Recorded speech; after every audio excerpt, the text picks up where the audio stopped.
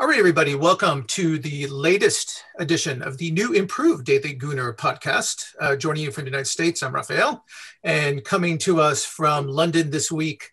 First off, my cohort, Sam. Welcome, Sam.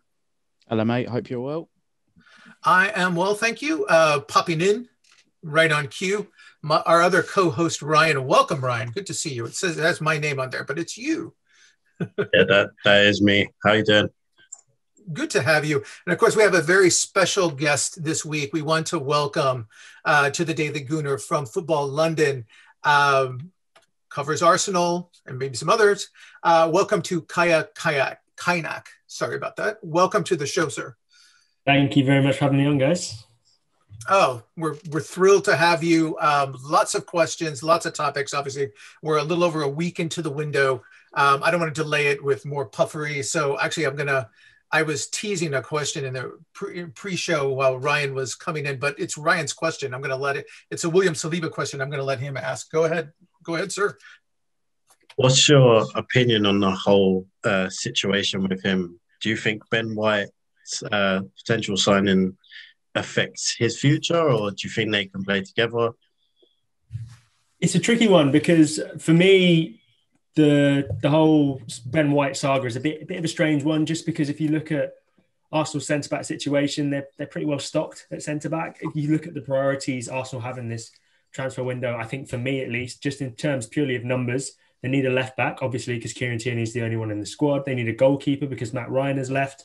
Potentially need a centre-forward if Alex Lacazette leaves. Potentially need a right-back if Hector Bellerin leaves. Definitely need a number 10 because Martin Odegaard has more or less confirmed he's staying at Real Madrid, and obviously Emile Buendia hasn't worked out. So centre-back is way down the priorities, and then it looks like that's what they're going to be doing first. It wouldn't be Arsenal if that wasn't sort of the way they approach the transfer window. But it's a bit strange for that reason, and also it's a bit strange because Arsenal already have 4 centre-backs. Obviously, Pablo Mari and Gabriel seem to have the left side locked down, and I think they're both very good players. I really like Pablo Mari, and obviously Gabriel tailed off a bit but had a fantastic start to the season, and if you look at 23 million for him, I mean, that's a bargain by today's standards. So that seems to make a lot of sense. Rob Holding was given a long-term contract extension in January, so it seems that he's sticking around unless something dramatic happens this summer. I've not heard anything on that front, so I assume he'll be sticking around. He's captained the side on quite a few occasions this season, and Mikel Arteta, I think, views him as someone who's going to be in that leadership group next season,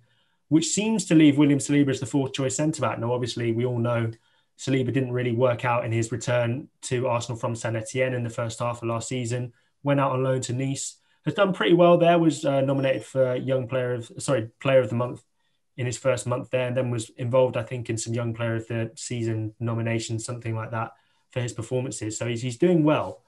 The thing that surprises me is that we at Football.LDN, everywhere you read, pretty much has been briefed that Saliba is going to be given a chance in pre-season, which doesn't really add up then with the fact that Arsenal are seemingly now going to spend £50 million on Ben White, because if you're spending £50 million on a player, it's for him to play. He's not going to be someone who's a backup. You assume he's going to be starting every week, which then puts into question the William Saliba situation. In terms of can they play together, yeah. Saliba's been left-sided centre-back for Nice, and that worked pretty well. He obviously played pretty well for them, but Arteta has shown that he likes a left footer at left centre-back, so that doesn't really make much sense. I put out a tweet earlier, I had a sneaky suspicion maybe Ben White is being signed as a right back, just someone who can play that inverted fullback role that Mikel Arteta likes, that sort of Pep Guardiola style fullback that we see work so well at Man City and with Bayern Munich as well.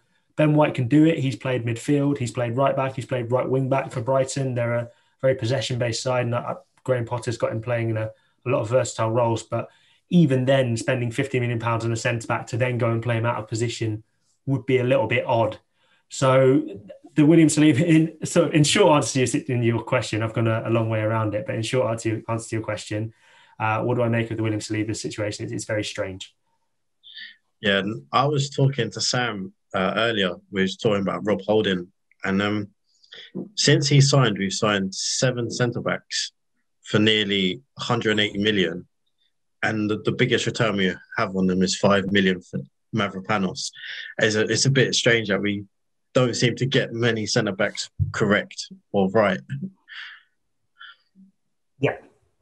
It's definitely quantity over quality at the back, isn't it? But I think for me, the centre-back position just shows the chaos at senior level, sort of above management in terms of Arsenal. You look at Rob Holding, £2 million, sort of Wenger style, sort of bargain signing that we know Arsene Wenger used to love. Then you've got Mustafi, who was signed sort of stats-based, Jason Rosenfeld. Then Mavropanos was the Sven Mislintat Diamond Eye kind of signing.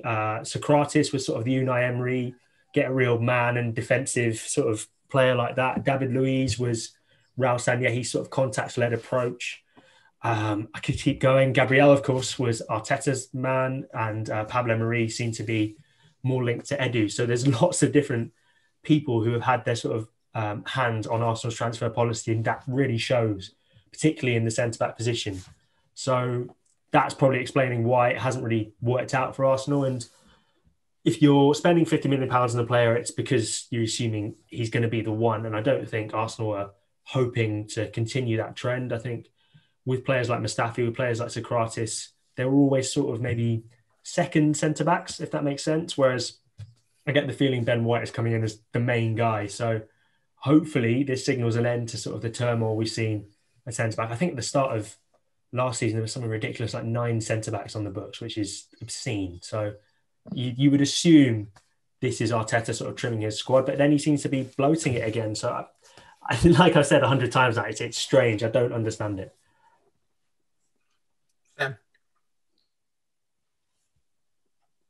All right. For me, I'm going to come away from the first team and go with the loans, not loans, the youth. Trey Coyle, Mark McGuinness, and Zach Medley all departed this week. As we was discussing beforehand, I think there's around about 35 under 23 players that are able to play within.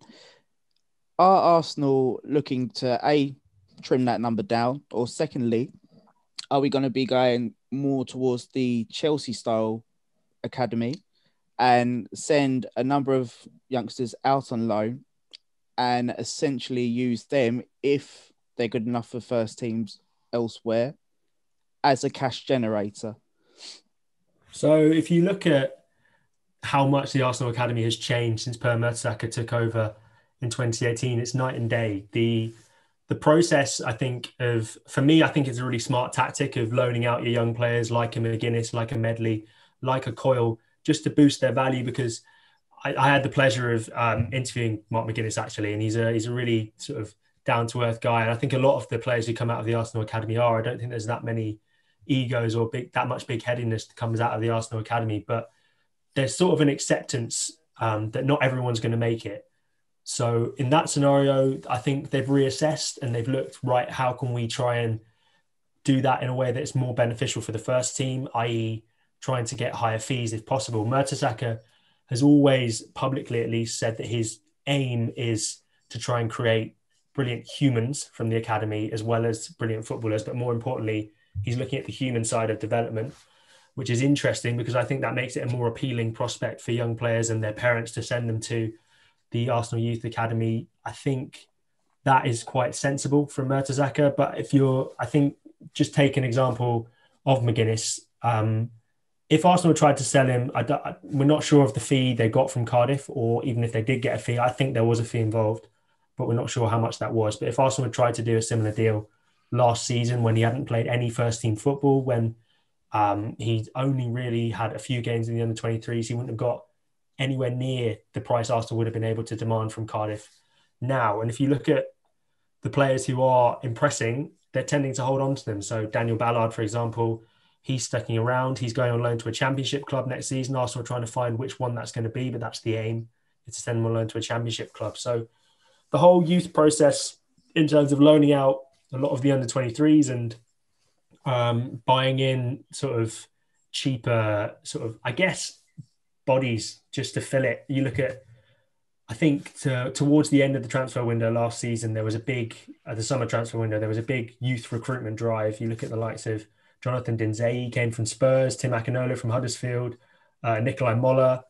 There's others who I'm sure you'd be able to mention who are slipping my mind. There was the guy Salah, Omar Rekik has come in since then. So plenty of players have been recruited to the under-23 side. I think just to sort of keep the quality relatively fresh. But I think Arsenal aren't afraid to use the loan market now in a way that I think they were before, which is a really smart piece of business, and trying to get those young players as much first team experience as possible, so that either they'll be great value to the Arsenal first team when they come back, or they'll be more valuable to other teams when they want to buy them. I think it's a fantastic piece of business. And yeah, it's more the sort of Chelsea model, but I think I'm surprised it's taken Arsenal this long to come to the conclusion, because they've got a fantastic academy. And if you look at some of the players who have come through it recently, Bukayo Saka, Emile Smith-Rowe, even Eddie Nketiah, Ainsley Maitland-Niles, Reece Nelson, Joe Willock, we all know how good Hale End is. And Arsenal haven't really seen the financial benefits of that they probably could have done in years gone by. So for me, it's a really smart piece of business. And yeah, I think Per Mertesacker is looking like a fantastic appointment in that role. All right, I'm going to follow on Sam's question, or Sam's point also, and the ones you made about building value and the value of the academy, because it gets to a point that we brought up on prior pods a few times, which is one of the things Arteta's done, which adds to his value as a manager. Well, he was struggling last year, and people were saying, should we keep him, should we not? Is the value he created with players like Bukayo Saka and Emile Smith-Rowe, and being able to bring them into the first team and build them up gradually, but quickly at the same time. And you look up, a year and a half after they're just sitting on the end of the bench, and you're seeing Bukayo Saka be with a valuation somewhere around 100 million. And so you think like, okay, that's another way to generate value for your organization, is to build it, right? On that, it gets to my question. Steve Bold has just left as the head of the manager of the youth programs. Any clear direction or sense of who's going to replace him, or where the organization is looking? I mean, there are reports this morning that they have a sign out, applications wanted, but are there any people that they have targeted or in terms of names? Unfortunately, I can't give you any sort of information on that. I don't really know in terms of specific names, but I know that stylistically is what they're going for. I think Steve Bold has been a great servant to Arsenal. We all know how sort of important he's been at the club. Obviously, assistant manager in the first team, coach within the first team, and has done so well with that under-23 side that had Jack Wilshere, Francis Coquelin in it. And he was dealt a bit of a harsh hand, last year, insofar as a lot of his good players who we spoke about in that previous question were sent out on loan, and the quality of the players who came in to replace them wasn't as high. I spoke about Akinola, Dinzey, etc. The only one of that new recruit who really impressed was Nikolai Moller, who I'm sure you and your listeners have heard about, the Swedish striker Arsenal signed from Bologna on the last day of the transfer window. So Steve Bold was dealt a bit of a harsh hand, but I think as much as anything, it's not really about results at under 23 level. It's about style and development. And Arsenal are trying to create a culture at youth level. Under Per Mertesacker, they're trying to create a style. So stylistically, that will be the most important factor in what they choose to go for from an under 23s coach. They've generally shown that they do like to keep it within the Arsenal family. They've talked a lot about Arsenal DNA. So that maybe leans towards a potential ex-player coming in, but the Arsenal aren't afraid to look elsewhere if needs be. They're not afraid to recruit externally. So I think the most important thing and the most important factor in that under-23 appointment, which is crucial for Arsenal, for a club who don't have that much money when you compare them to the other big six teams, they need to be producing good players from their academy. It's going to be about style of play, and that's the most important thing for the Arsenal under-23s. Staying with the youth team, we saw Eddie Nketiah last season really struggle to nail down a place and get much minutes, or even affect the games he did play in. Do you think Florian Balogun will have much more of an impact than Eddie, or do you think his minutes will be similar to what he had last season? It's difficult to say right now, just because we don't know what's going to happen with the centre-forward position. So if Alex Lacazette stays, then you can't see Balogun getting that many minutes, just because Aubameyang has been used as centre-forward by Arteta almost exclusively towards the end of the season. And then you've got Martinelli coming through, who has shown he's capable of playing centre-forward. And Arteta has maybe hinted that he'd like to develop Martinelli as a centre-forward. He said he'd also like to develop him as a left winger. So we're not too sure on that. But that would seem to suggest that Balogun's not going to get that much game time, just especially with the limited number of competitions that Arsenal are going to be in next season. First time in my lifetime. I'm 20, I'm 23. I've never seen Arsenal not in Europe, but it's the first time that's going to be happening.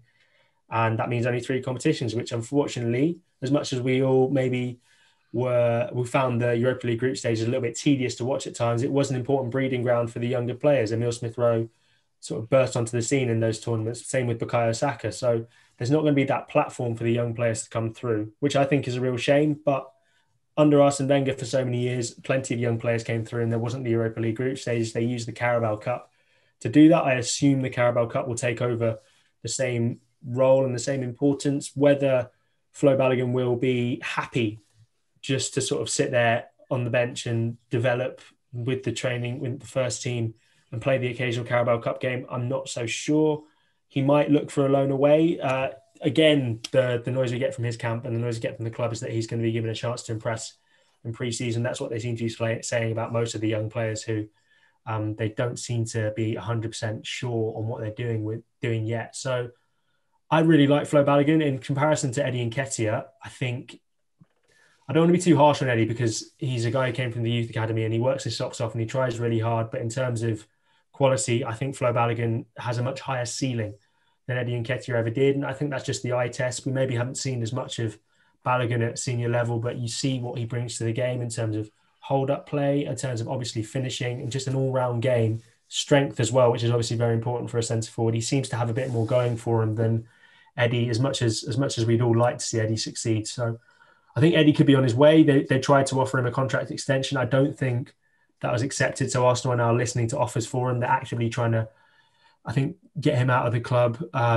Potentially, that's just because he's got 1 year in his contract left. So Arsenal don't really have that much of a say. He's refusing. He doesn't seem to want to sign a contract extension, which again is fair enough on his part. Why would he commit to a club where he knows he's not going to play? So yeah, it's a shame for Eddie Nketiah. I think he's going to leave. And in terms of Flo Balogun, I'd like to see him get chances next season, but I think it's too early to say whether he will. We'll have to see whether Arsenal first sell Lacazette or second try and go in for another striker. I think I'd be surprised if Arsenal are going for another striker this summer just because of budget. And we spoke before about the priorities elsewhere in the window.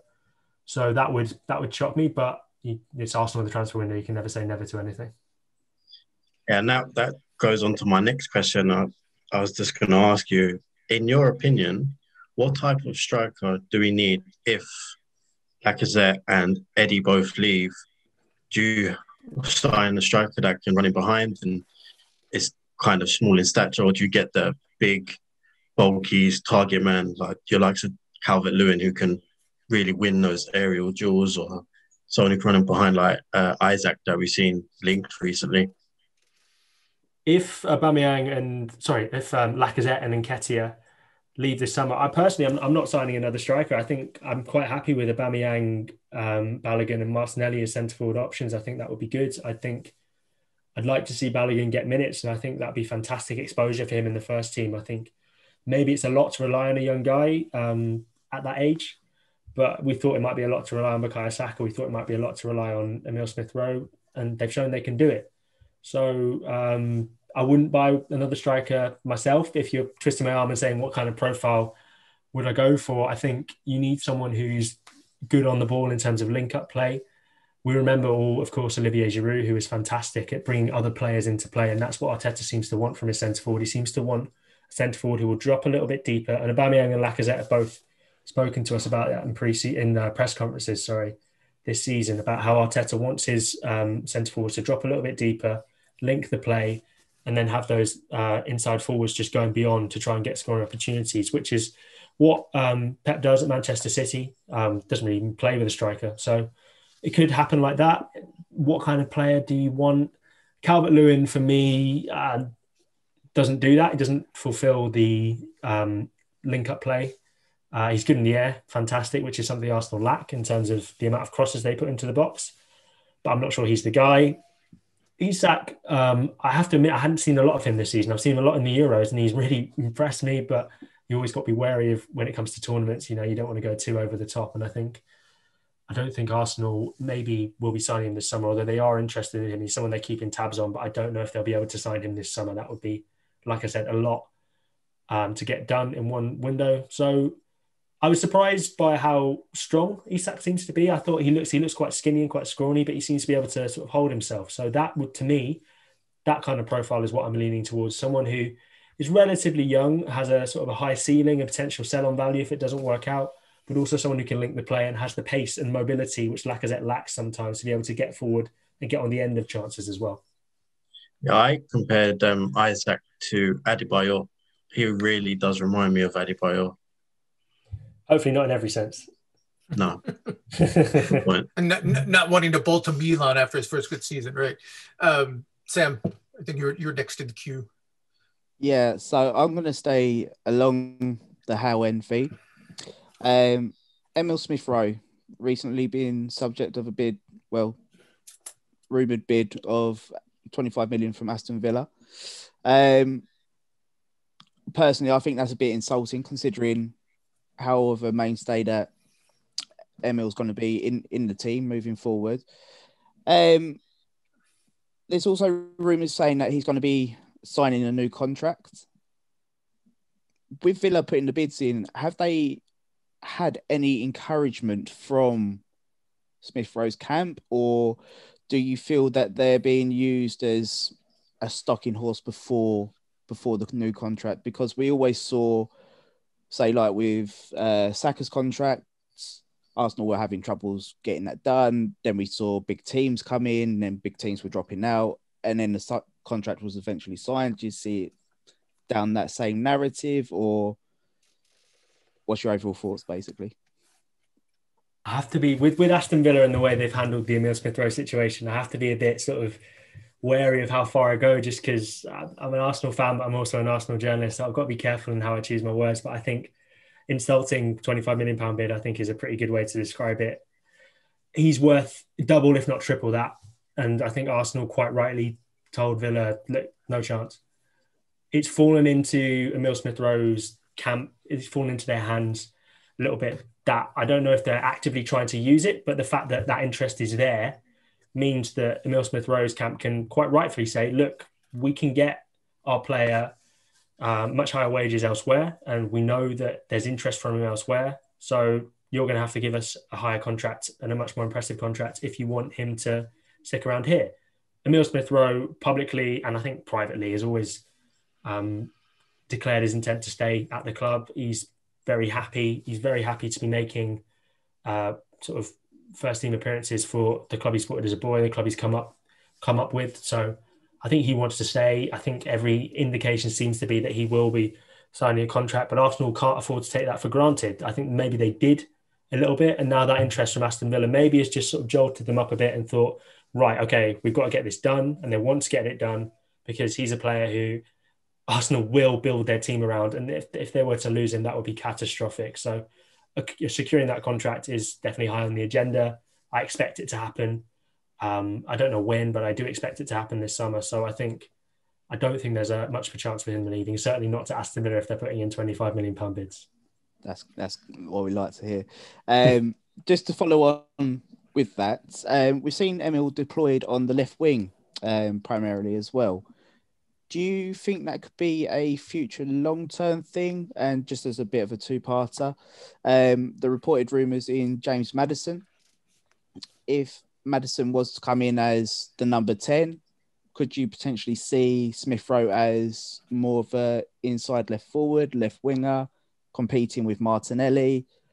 Or do you think that he would then go to understudy of Maddison? How do you see that? It's a very good question. I like the Emile Smith-Rowe, Kieran Tierney link up on that left-hand side. I think it works perfectly because Kieran Tierney overlaps and Emile Smith-Rowe drifts inside. When Bukayo Saka and Kieran Tierney were playing on that same side, as much as they were Arsenal's best players in the first half of the season, they did kind of get in each other's way a bit. So I think that works really well. And we saw it in that game against Tottenham when Martin Odegaard was playing the number 10 role. He drifted slightly right. Emile Smith-Rowe came in and played that sort of left half space. Tierney getting on beyond. That seems to work perfectly. Odegaard, unfortunately, isn't going to be coming back by the looks of things. So Arsenal do need someone else to fill that role if Emile Smith-Rowe is going to play on the left. But I think Arteta is someone who is very flexible in the way he likes to plan games. He's tactically very rigid, but the players he likes to put in each position is relatively flexible. He likes players who can play in multiple positions. So if Maddison were to come in, and I have to say I don't think it will happen, I know that Arteta's a big fan of his, and I know that Arsenal, there is some interest in that, but I don't see how Arsenal are going to be able to afford that on top of a £50 million deal for Ben White and potentially other transfers this summer. It doesn't really make too much sense to me. As much as I think Maddison is a good player, I think the amount Arsenal will probably need to pay for him again is just too much. But then I thought the same about Ben White, and that appears to be happening. So you can never rule anything out. If he was to come in, I think his natural inclination, quite differently to Odegaard, is to drift to the left as well. So it'd be interesting to see how they sort of link up, Smith Rowe and Maddison. But Smith Rowe is a player who is fantastic, not just because he's individually brilliant, but he can also form relationships with seemingly anyone on the pitch. He's fantastic at just building relationships with every single one of his other Arsenal teammates, which is what is, for someone who's only 20 years old, that's one of the most impressive things about him. So wherever you put him for me, I'd back him to succeed and be one of the best players for Arsenal next season. I don't know whether you would agree with this, but looking at him in that left wing position reminds me a bit of Perez back in the day. The way that he likes to come in, drift in, and then really draw in the defender and then just goes past them. And then, as you say, is able to link up with everybody in and around. I think if we're going to do player comparisons, I would say Perez would be my pick. Yeah, if he adds goals to his game, certainly. I don't want to make you guys feel old, but I was only 8 when Robert Perez left the club, so I don't really. Was it 8? No, it was 9 when Robert Perez left the club. So I don't remember him that well in Arsenal shirt. I've seen highlights, but to me, my reference point is maybe a Thomas Rosicky in terms of that number 10 who drifted to the left but came inside and was a real menace, had a goal threat, creativity. I think that's Perez, Rosicky, those kind of players who drift in from the wide positions, who are wingers in name only, really. That's the kind of player Emile Smith Rowe could really be. And goals is something I think he would agree he needs to add to his game. But I think those are coming relatively soon. I think the way he finished the season is a sign of that. And fingers crossed next season he'll be able to get those 10, 15 goals Mikel Arteta spoke about after he scored his first one against West Brom. I think there's real potential for him to go on and go to an even more impressive level next year. Okay, I want to change gears a little bit to position that we really didn't think we'd be talking about this summer, at least not from a first team position, and that's keeper. And I want to pick your brain on the Andre Onana situation, because again, a few weeks ago he popped up as a possible target for Arsenal at a highly discounted price because of his hearing and his suspension that he entered in February. Turned out his appeal was heard. It was reduced, but it wasn't eliminated. So I think he cannot do anything. He cannot play for anybody until September. It's still 2 months away. And it seemed that news on that is cooled. There was a report this morning that Arsenal have not made a formal bid for him. And I'm wondering, I think that kind of spooked some people who kind of assumed, well, Arsenal's going to get this guy. Is this a matter of his suspension kind of holding up everything? I mean, my understanding is he can't work out with the club. He's kind of boxed in to training on his own. Does that tie Arsenal's hands as well? Is that the cause of all this? I mean, I'd be shocked that somebody of his caliber, suddenly Arsenal no longer are interested, especially given the range of prices that are being quoted. Yeah, it's a tricky one. It's another confusing one. Without knowing the intricacies of the deal, I wouldn't want to speculate too much. I've got to give props to my colleague at Football.LDN, Chris Wheatley, who reported that story about Arsenal not having made an official bid for Andre Onana.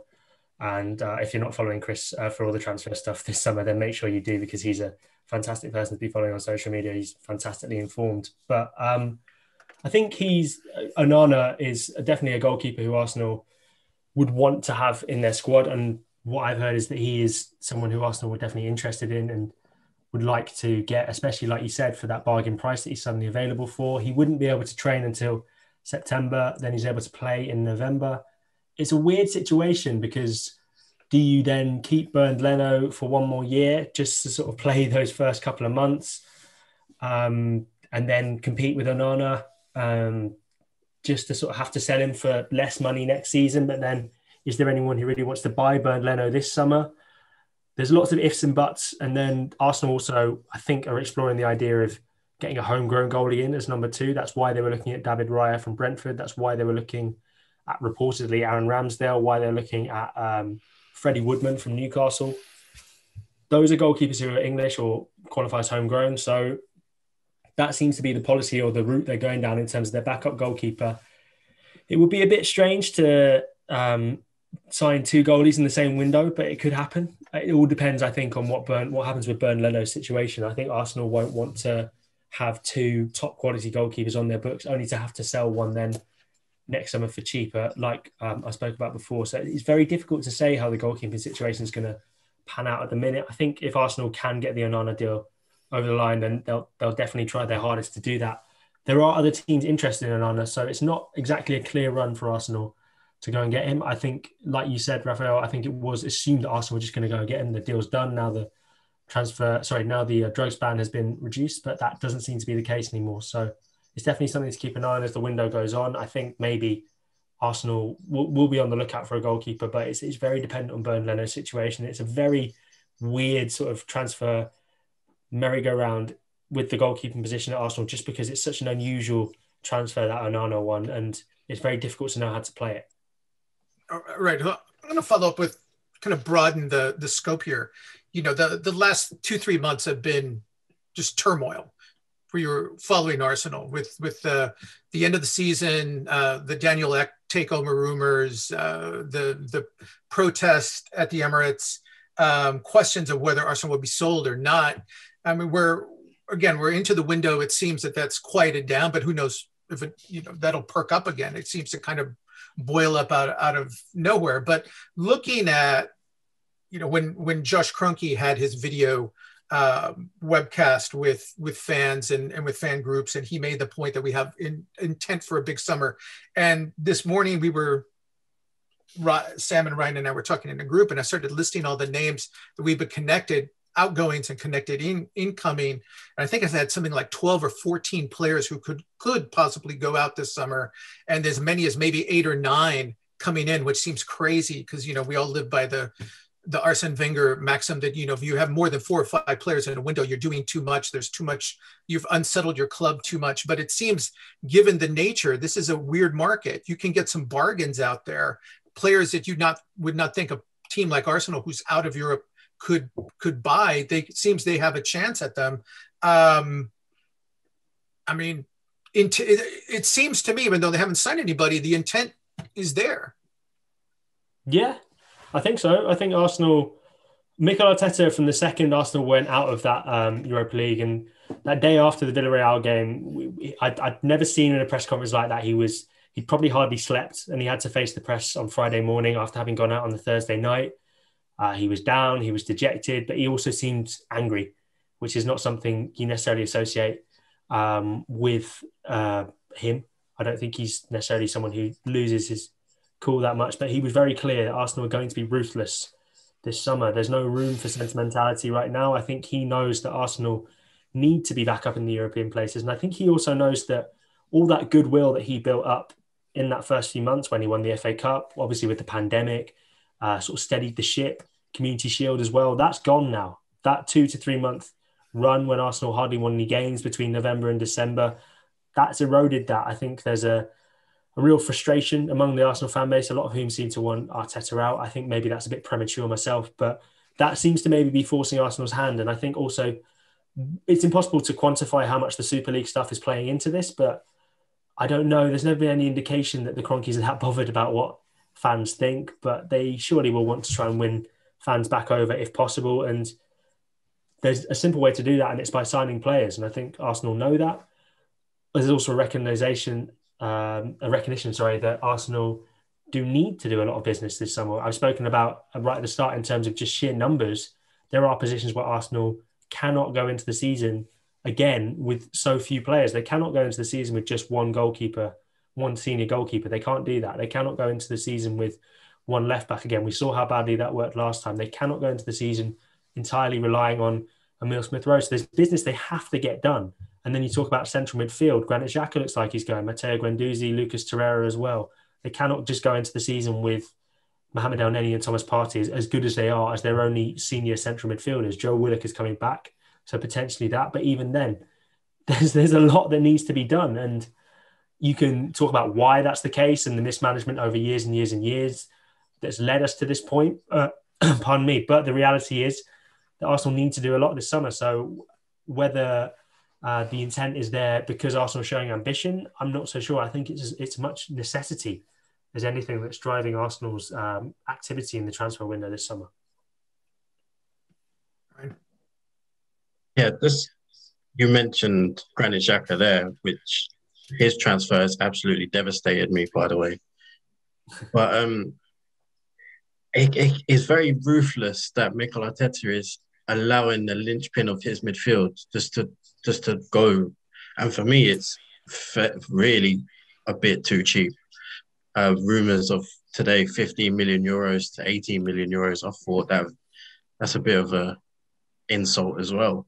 But do you think Arteta will go like for like with him, his replacement, or do you think he'll try something different? Maybe like, obviously we've been linked to Lokonga and Bissouma. I think yourself wrote about Bissouma. Do you think Bissouma, Neves, with what kind of midfielder do you think you replace him with? It's interesting whether Arsenal try to switch formation this summer. So you just spoke about ruthlessness there. For me, what's ruthless is getting rid of a player in Granit Xhaka who is not suited to a 4-3-3. He's been good for Arsenal this season, but he's not suited to a 4-3-3. He's not mobile enough to play in either of those sort of 3-8 roles where you get forward and you're box to box. And he's not good enough with his back facing the opposition and receiving the ball with his back to play in that deeper role that I think Sergio Busquets has defined in his time at Barcelona, or a Fernandinho, someone like that. So for me, and this is pure speculation, I don't have any sort of insider info telling me that Arsenal are going towards a 4-3-3 next season, but potentially that could be what's coming. And that could be what's driving the way Arsenal act in central midfield in the transfer window. If you look at the decision to keep Joe Willock, that to me would suggest maybe a 4-3-3 is also on the way. But I don't know if I'm jumping to conclusions there. Arteta's been very clear that having a pre-season this summer is going to be huge for him. And I agree. I think he's not had one since he came in. He's not had that much time on the training ground. And the one thing we know about Arteta, for however many criticisms he might have, the unanimous thing about him is that he is a good coach. He's very good on the training ground.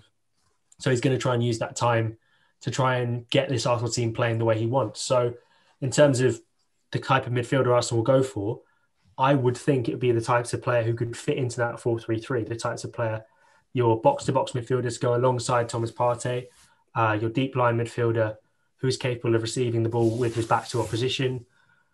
I think that's maybe what Arsenal are going to be looking at in the transfer window this summer. Bissouma, we reported earlier on him way back at in January that Arsenal are looking at him, but he's one of several players they're looking at. So it's far from nailed on that Arsenal will sign him. I think Lokonga is definitely looking like it's going to happen relatively soon. So that's, I think, something for Arsenal fans to look forward to. I think he's a promising young player. I must admit, I've not seen that much of him. I don't watch as much Belgian football as I probably should, but there you go. I think there's plenty of good signs in terms of the activity Arsenal are doing. And central midfield is an area they know they need to, like we said before, just in terms of numbers improve on, but also in terms of quality improve on, to try and get the best out of Thomas Partey and to try and get the best out of Mikel Arteta's side. So, that's pretty much it. So looking at the right back situation, I know we've touched on this slightly earlier. Hector Bellerin last year attracted interest from PSG, I believe it was, and Juventus. Potentially the same scenario again this season, along with Atletico Madrid and Villarreal and some other teams in Spain. Looking at that right back situation, obviously that still leaves you with Callum Chambers and Cedric Suarez.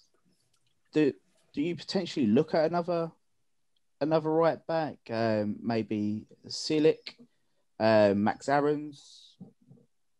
Because for me, if you've got three in that scenario already, A, do you need another one? And secondly, do you see one of Cedric or Chambers departing maybe? That's also before you even mentioned Ainsley Maitland-Niles. So 4. Very true. So, Very true. yeah, there's a lot of right backs at Arsenal, and none of them seem to be good enough to start, which is unfortunate because I think they all seem like good guys, but I just don't think they've maybe got the quality that Arsenal want from a starting right back. Callum Chambers actually really impressed me, and Arsenal. I think the Athletic were reporting that Arsenal do actually have a year's extension option, which I think they're going to take up. So that sort of kicks that can down the road in terms of having to deal with him and in terms of having to deal with that transfer scenario. So you would assume he's going to stay.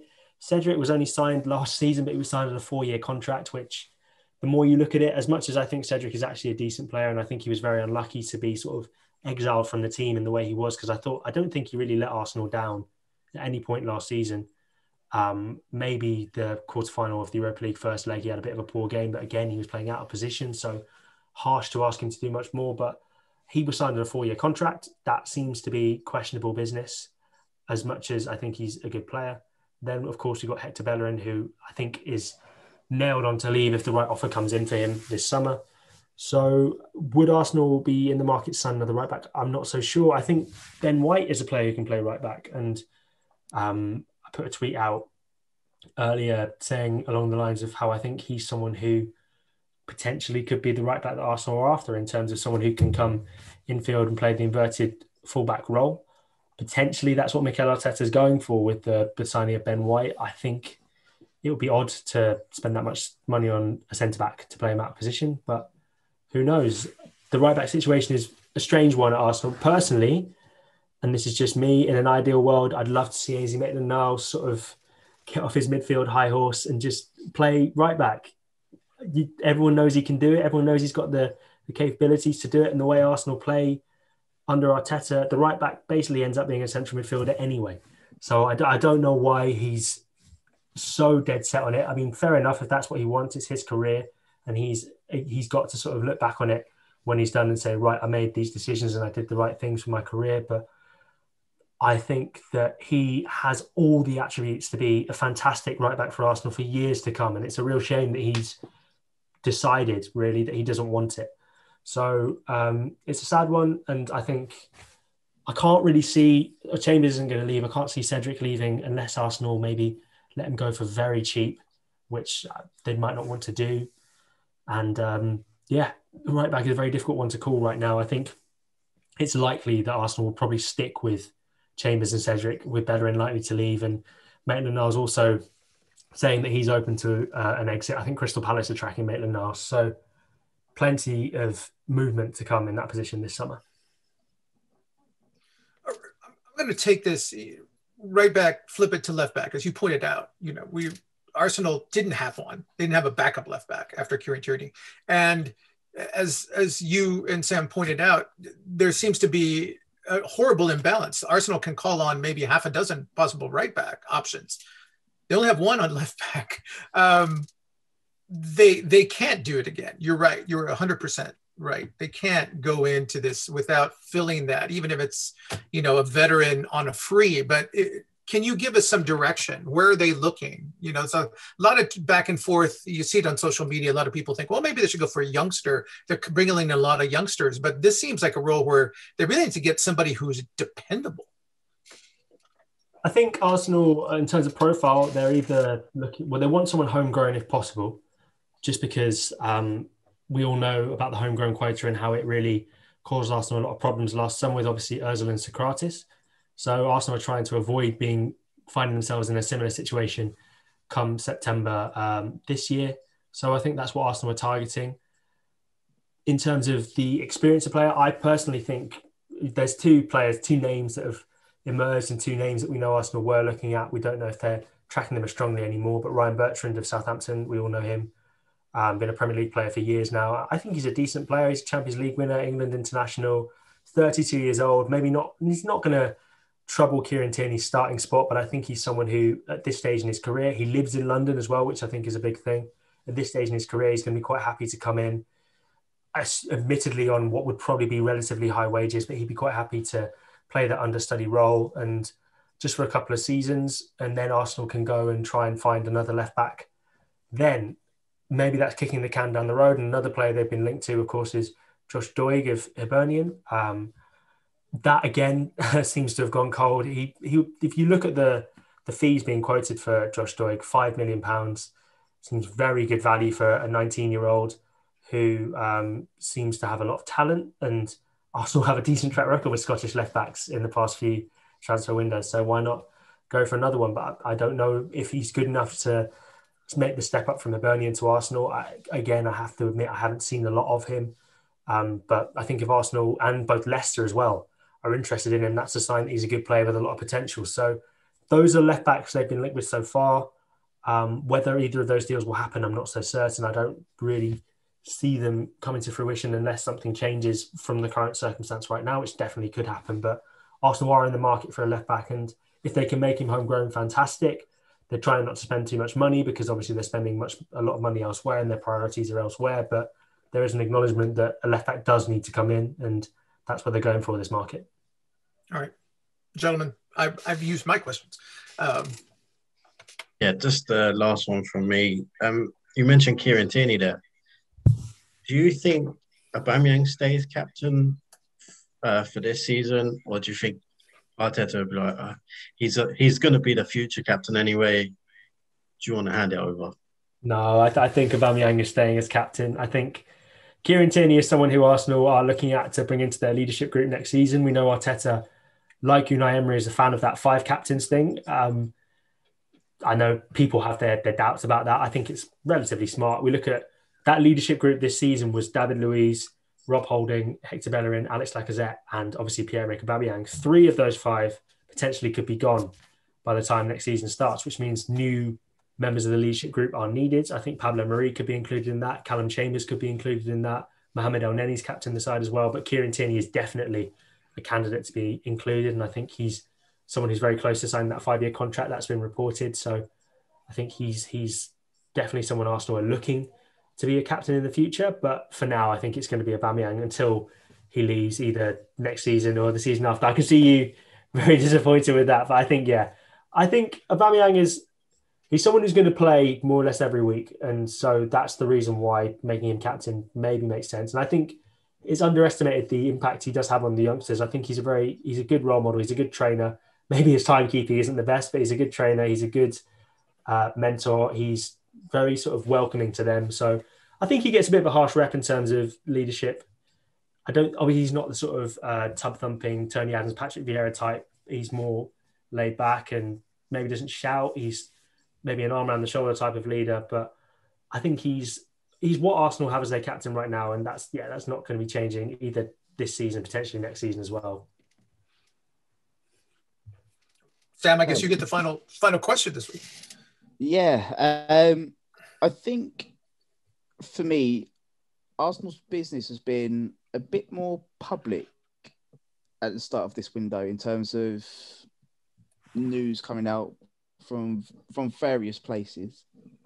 Do you think that obviously in the January window we had the secrecy around Matt Ryan? Do you think Arsenal are going to be operating more along that line, or do you think they're going to be a little bit more open, considering the great need to shift players and need to bring players in? I think Arsenal would like to do every transfer like the Matt Ryan transfer if they could, but the problem for them is there are some fantastic Arsenal. I mean, I'm not including myself in this bracket at all, but David Ornstein, James McNicholas, James Benge, Chris Wheatley, who I've mentioned before, Simon Collins, Sam Dean, plenty of others who unfortunately I can't come into mind right now. Arsenal are one of the best covered clubs in the world, and that's because they've got one of the biggest fan bases, one of the best fan bases in the world. So I think it's very difficult to do a transfer in that market without anyone hearing anything about it. The Matt Ryan one was a real exception to the rule, and as much as Arsenal would, if possible, like to get all their deals done under the wraps entirely and then just suddenly surprise us with a sort of a Sol Campbell style announcement, I don't think we're going to be seeing many of them this summer. I don't think it's necessarily a bad thing. I think if the business happens publicly, that's fine, as long as it gets done, as long as Arsenal come away with the window doing what they need to have done, then I don't think anyone's really going to be too upset if it's done in a public manner or a private manner. Okay, and just one tiny little final one for me to end this. For yourself, who would be your dream signing over the summer?